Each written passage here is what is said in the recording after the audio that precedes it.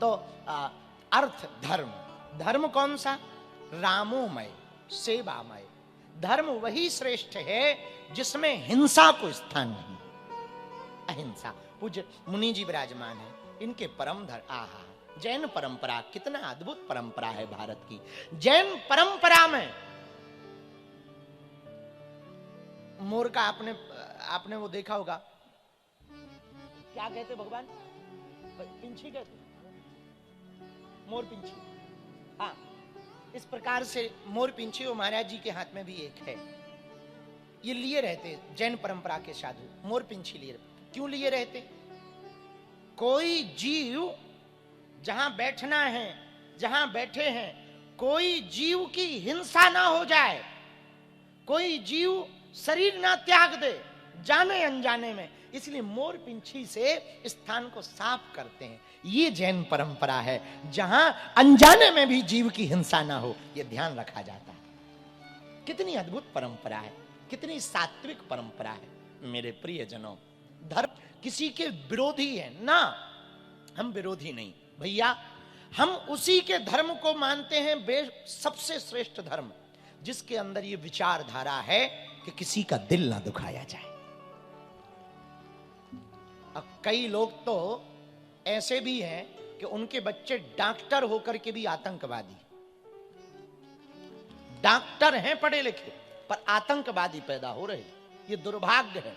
हम इस्लाम धर्म के लोगों से प्रार्थना करेंगे, अपने बच्चों को खूब पढ़ाओ, पर याद रखना, डॉक्टर आतंकवादी की तरह ना निकलें, अब्दुल कलाम की तरह निकलें। अब्दुल कलाम निकलना चाहिए। ये हमारी प्रार्थना है आपसे। भैया, धर्म कौन सा जिसमें दूसरे का दिल। 4 प्रकार के पुरुषार्थ, अर्थ, धर्म, तीसरा काम। काम भी कौन सा? वासना वाला काम नहीं, जिस काम से दूसरों का हित हो, जनहित हो, ऐसा काम, ऐसी कामना। लोग हमारे पास आते, बाबा तुम्हारी क्या कामना है? हम कहते भैया 2-3 कामनाएं। एक ये, हिंदू राष्ट्र हो जाए भारत। दूसरी हमारी कामना है, मंदिर बहुत हैं भारत में और अस्पतालों में मंदिर बहुत हैं, हम मंदिरों में अस्पताल देखना चाहेंगे। और तीसरी कामना जो हमारी है, भारत में शिक्षा और स्वास्थ्य मुफ्त हो। और वर्तमान की हालत बड़ी खराब है भैया, भगवान बचाए, खैर छोड़ो। तो काम कैसा? काम जिससे दूसरों का हित हो, वो काम। और चौथा, मोक्ष। मोक्ष कौन सा? मरने के बाद मोक्ष पाना? बोलो,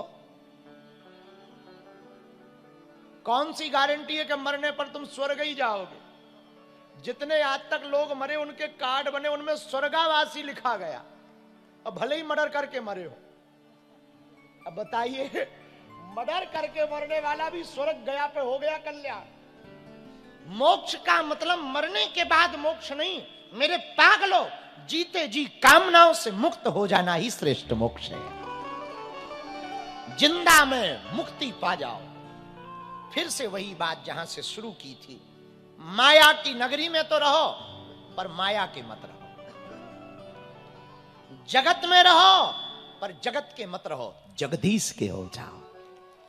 ये मोक्ष है। कामनाओं से मुक्ति मिल गया, आओ तो वेलकम, ना आओ भीड़ कम, ये आनंद है। मिल गया तो भला हुआ और नहीं मिला तो डबल भला हुआ। तुम कहो ना मिलने में क्या डबल भला हुआ? अरे बहुत बढ़िया, कबीर को पढ़ो। कबीर क्या कहते हैं? भला हुआ मेरी मटकी फूटी। बोले क्यों? बोले मैं पनिया भरन से छूटी। तब तक माला टूट गई। और कबीर कहते हैं भला हुआ मेरी माला टूटी। किसी ने कहा इसमें क्या भला हुआ? बोले मैं भजन करम से छूटी। एक हमारे महात्मा थे, मुंबई के चेले तो महान होते ही हैं।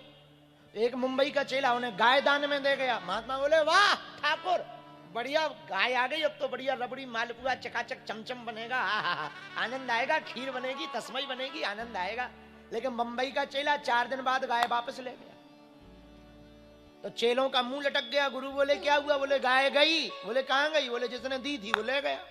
बोले कहां ले गया? बोले जहां से लाया था। बोले क्यों ले गया? बोले हे पता नहीं है।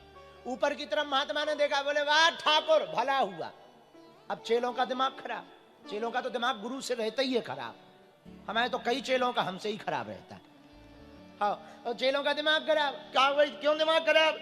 बोले महाराज आई थी तब तुमने कहा था भला हुआ, गई तब भी तुम कह रहे भला हुआ। आई में तो समझ में आता है कि जब गाय माता आई थी, दूध की व्यवस्था, खीर तस्मैया चमचम रबड़ी मालपुआ आनंद से खाएंगे पाएंगे तो भला हुआ, ये तो सही कहा। पर चली गई, इसमें क्या भला हुआ? महात्मा बोले ठीक चली गई, गोबर उठाने का झंझट मिटा।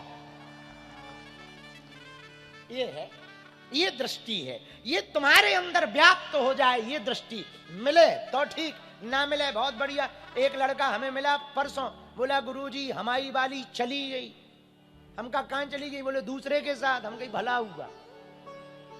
अब वो तो टेंशन में था, रो रहा था। काय को रो रहा है? ठीक चली गई, भला हुआ, बाबा बनो, प्लान बी, आओ दूसरे रास्ते पे आओ, झंझट खत्म, भजन करो, पूजन करो, चली गई, आओ। और जिन्हें प्यार व्यार हो जाए ना तो पूजा पाठ ज्यादा करो करे। हाँ, जिन्हें प्रेम हो वो पूजा पाठ ज्यादा करना। हकीकत होगी तो मिल जाएगी, बलाए होगी तो टल जाएगी। हाँ, इसलिए खूब पूजा पाठ करो, भजन करो, तो जो मिले सो धन्यवाद, ना मिले सो डबल धन्यवाद। जय हो प्रभु, बड़ी कृपा, प्राप्त हो गए, बस नहीं मिला और बढ़िया, भगवान कोई ना कोई इच्छा बड़ी रख रहे होंगे। इसको कहते हैं मुक्त होना। क्या? बोलो बोलो बोलो, अरे जोर से तो बोलो। कामनाओं से मुक्त होना ही मोक्ष है। कामनाओं की अपेक्षा शून्य कर देना मोक्ष है। मन में उठने वाली लालसाओं को शांत कर देना मोक्ष है। ये मिल जाए, वो मिल जाए, ये पा जाए, वो पा जाए, ये कामना है। मिले तो ठीक, ना मिले तो और ठीक, ये मुक्ति है। मोक्ष में सींग पूंछ नहीं निकलते। मन की वृत्ति को मुक्ति कहा जाता, मन की वृत्ति को मुक्ति कहा जाता। कामनाओं से मुक्त होना मोक्ष है, और कामनाओं से मुक्त होने का एक ही उपाय है। भगवान के चरित्र को सुनोगे तब समझ में आएगा। कहीं कुछ नहीं धरा है। आजकल तो वो भी टेंशन में है, एलोन मस्क भी टेंशन में है कि कोई दूसरा अमीर ना बन जाए। जब वो टेंशन में है तो अपन किस खेत की मूली है? बाढ़ में गया जब इतने बड़े बड़े अरबपति खरबपति टेंशन में, हमें जैसे आदमी। अच्छा, एक बात हमें समझ में नहीं आती, बड़े बड़े महलों में रहने वाले टेंशन में रहते हैं, झोपड़ी में रहने वाले महात्मा बिना टेंशन में रहते। या तो इनका दिमाग खराब हो जाता महात्माओं का, या तुम्हारा दिमाग खराब।